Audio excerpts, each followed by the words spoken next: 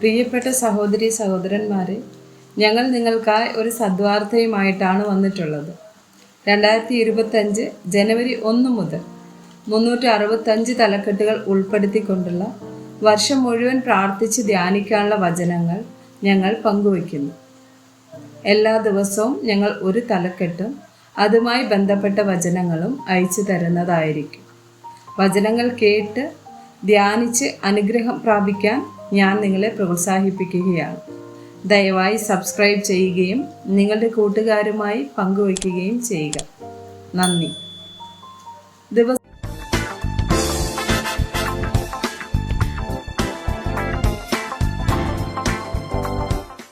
ദിവസം 84. ദൈവത്തിൽ ആശ്രയിക്കുക. സങ്കീർത്തനങ്ങൾ 62, 3 മുതൽ 6 വരെയുള്ള വചനങ്ങൾ. നിങ്ങൾ എല്ലാവരും ചാഞ്ഞ മതിലും ആടുന്ന വേലിയും പോലെ ഒരു മനുഷ്യനെ കൊല്ലേണ്ടതിന് എത്രത്തോളം അവനെ ആക്രമിക്കും.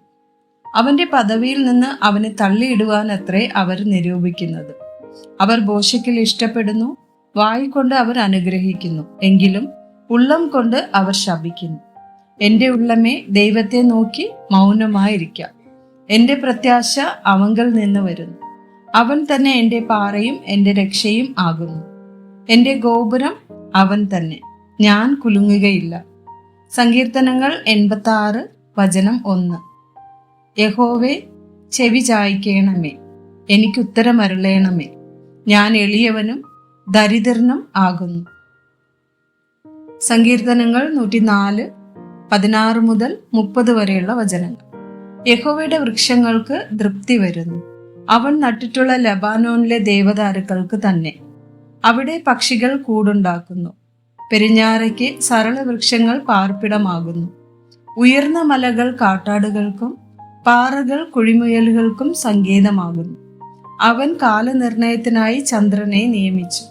സൂര്യൻ തന്റെ അസ്തമയത്തെ അറിയുന്നു. നീ ഇരുട്ട് വരുത്തുന്നു, രാത്രി ഉണ്ടാകുന്നു.